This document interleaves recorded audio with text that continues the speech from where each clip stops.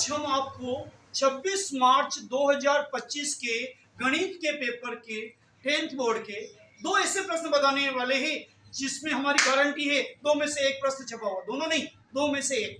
देखिए आज का पहला प्रश्न, एक द्विघात बहुपद ज्ञात कीजिए जिसके शून्यकों का योग तथा गुणनफल -3 तथा 2 है।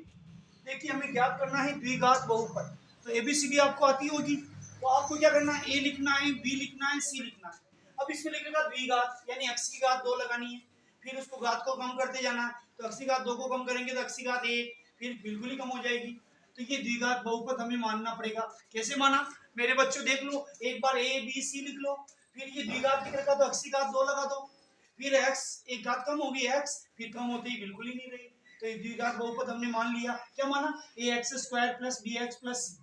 फिर से कह रहा हूँ ए बी सी लिखना है, x की घात 2 लिखनी है, फिर एक कम करनी है x की घात 1, फिर c लिखना है, आराम से हो जाएगा। अब आगे देखो शून्यकों का योग दे रखा है, कितना दे रखा है, -3। अब योग में डिग्री लगती है बीए की। जो बच्चे आर्ट्स लेते हैं ना 11वीं में, जैसे तुम 10वीं पास हो जाओगे उसके बाद जो आर्ट्स लेगा, टोटी बच्चे कमजोर बच्चे भी आर्ट्स लेते हैं, आर्ट्स में होशियार बच्चे भी आर्ट्स लेते हैं, आर्ट्स में बहुत बड़ा स्कोप है, साफ बात है। तो देखिए आर्ट्स वाले बच्चों की डिग्री होती है -b/a, यानी बीए की डिग्री वो माइनस की कहलाती है।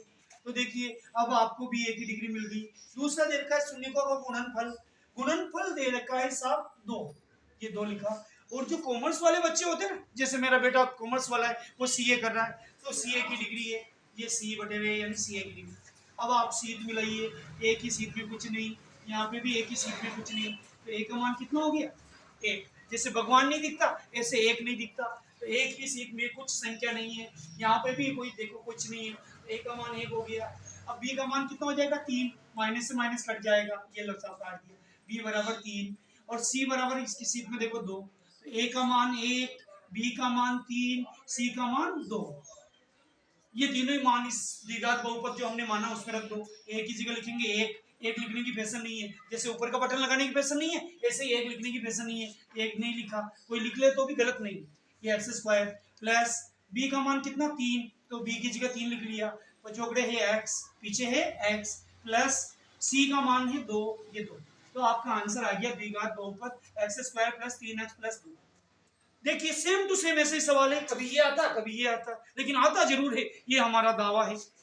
दूसरा प्रश्न, एक द्विघात बहुपद ज्ञात कीजिए जिसके शून्यकों का योग तथा गुणनफल क्रमशः 1/4 और -1 है। तो इसमें भी हम द्विघात बहुपद मानेंगे, एबीसी लिखेंगे, x की घात 2 लिखेंगे, x की घात 1 लिखेंगे, द्विघात बहुपद बन जाएगी। शून्यकों का योग बताइए कितना दे रखा है, 1/4, ये लो सब 1/4।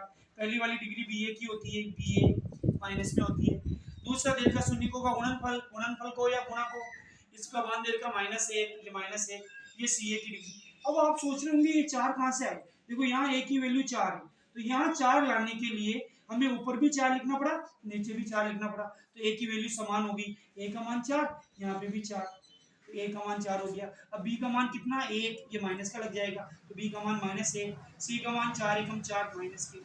फिर से सोचो, ए का मान 4, देखो ए का मान 4, बी का मान -1, ये 1 है ना, ये चिन्ह इधर किसके पास हो जाएगा, और सी का मान है 4 × 4 -1।